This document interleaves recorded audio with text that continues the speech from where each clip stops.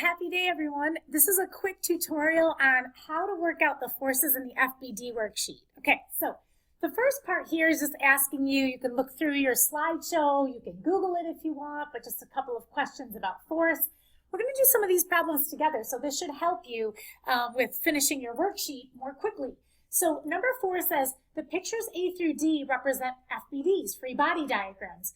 2 of them represent balanced forces and 2 of them represent unbalanced forces. Don't forget, my tip is if the arrows are equal, it's balanced, but all of the arrows have to be equal. So if you have 2 going this way, then they have to be equal to each other, and 2 going one up and one down, those have to be equal, and then that would be called balanced. Now, keep in mind, if both of them are going in the same direction, so let's say they're both pointing in one direction, 10 and 10, that's not balanced. Those are not canceling each other out. They have to be able to cancel each other out to be balanced. So just wanted to make sure that I let you know about that. For this next part, I really just want you to make sure that you're more aware of what these different forces are. You're given the different symbols, and so you just have to write what that name is of the force. Again, use the slideshow. The slideshow is going to be super helpful where it's going to give you the different types of forces. It'll even give you pictures as well, so you can even use some of those pictures too. But on this one, for example, I just typed the force of gravity, and I clicked on images on Google, and this picture came up of this apple falling.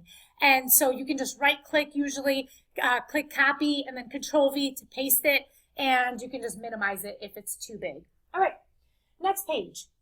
So part C, you're given free body diagrams. So let's do one of these together. So situation A, it says you have to determine what the net force is, and then you also need to know what direction. Now, I want you to keep in mind that they're not telling you a story here. So the direction's a little bit hard to get without a story, so we're supposed to be given that story in order to figure that out. Okay, actually, let's look at the second picture for a particular reason here. So I can see that my normal force and my gravitational force are both 3 newtons. And so if that's the case, then those 2 are going to cancel out because they're opposite of each other, which means my force of friction is alone, and so it's 5 newtons.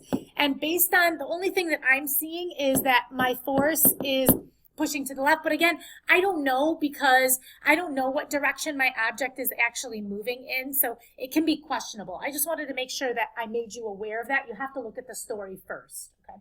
So that's all you're going to be doing is saying what the net force is. Remember, if they end up equaling each other, then that's 0, okay? But if one of them's greater than the other and they're moving in opposite directions, so for example, if in this picture I had, I don't know, let's say 2 newtons this way, then what you're going to want to do is subtract. So you would say 5 minus 2 means it's 3 newtons, but still to the left because the left is stronger. That's the one that's greater. So let's erase this because that was not really there. But I just wanted to make sure that you knew how to do that if that were the case. Okay.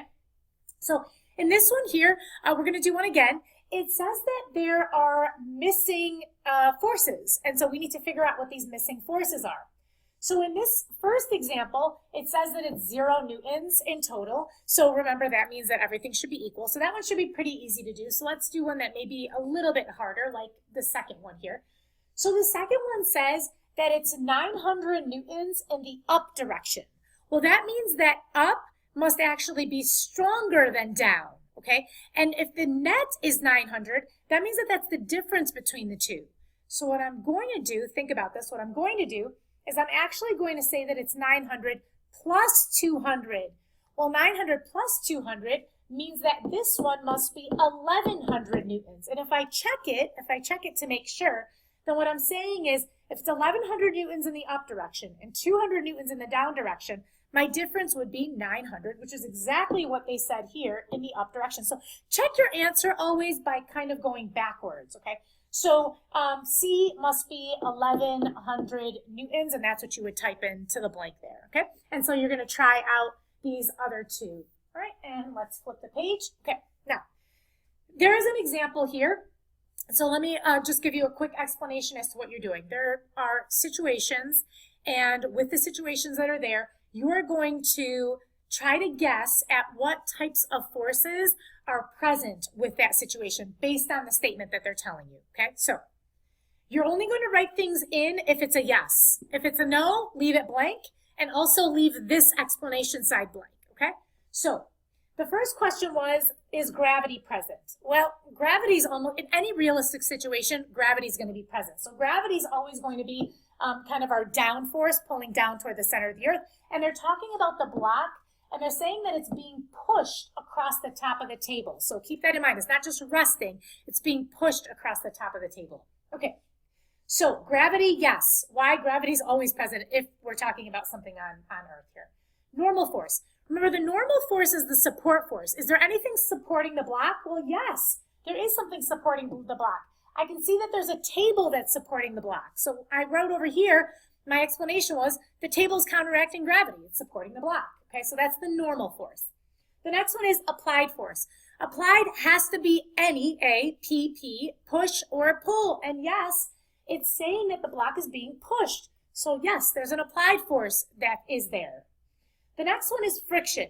Well, anytime that something's moving across something else, you're going to get friction, okay? So yes, friction must be present, and so I explained it by saying the table must be rubbing against the block, making it harder for it to move. And the last one that's also present is air resistance. Well, if you're pushing something, then air is going to be in the way, and it's going to slow it down as well. It's going to be moving in the opposite direction as the block moving, just like friction. And so yes, the air molecules move in the opposite direction. There's no spring, so there's no spring force. And there's no tension because there's no rope and there's no wire. Okay, so that would be it. Let's try this next one together too. And so this says that we've got a block that hangs from the ceiling by a spring. Consider the forces acting on the block when it's at rest. Okay, so they're saying that the block is at rest. Now, gravity, yes. Obviously, you're going to explain it, same as above, that you would say that gravity is always present. Okay, now, normal force, no. Leave it blank, no. Because there's nothing that is actually supporting this. So there's nothing that's supporting it. It's simply just the gravity that's pulling down on it, but there isn't really a normal force here. Applied force. There's nothing that's pushing or pulling. So if there was a push or a pull, then we would say yes, but no, leave it blank. Friction. Well, it's resting. So friction isn't doing anything either. So that's a no. Air resistance, again, it's just hanging, so the air resistance isn't doing anything. So far I have no, no, no, and no in there. Spring, yes we do. We have the spring force. So yes on this one, and so then you can say that there is a spring is present. So it's hanging from the spring. So yes, that's going to make a difference. And tension, now tension is specifically a rope. There is no rope that's there. There's no, something that would be pulling something that is like a hard rope or a string or something like that. We do have the spring, but we don't have that, okay? And so what I want you to do is I want you to try these other examples. So I will see, people will spend, they'll say, oh my gosh, it took me so long to get through this worksheet. You really should be, if you know what all of these forces are, what all of these mean, then this should go really quickly, where you look at the example, you read about it real quick, and you check to see, okay, a ball shot up in the air, there's a spring-loaded cannon, what's acting on it, okay? And so but they're just talking about the ball in the air. So they're not actually talking about it leaving this spring-loaded cannon. They're just saying the ball's actually in the air. So what forces would be acting on it if the ball's in the middle of the air, okay? And so you're just going to answer, I think there are about 6 different scenarios where you're going to do this. So we'll see how you end up doing. And that's my explanation for this. I hope you have a wonderful day. Happy day.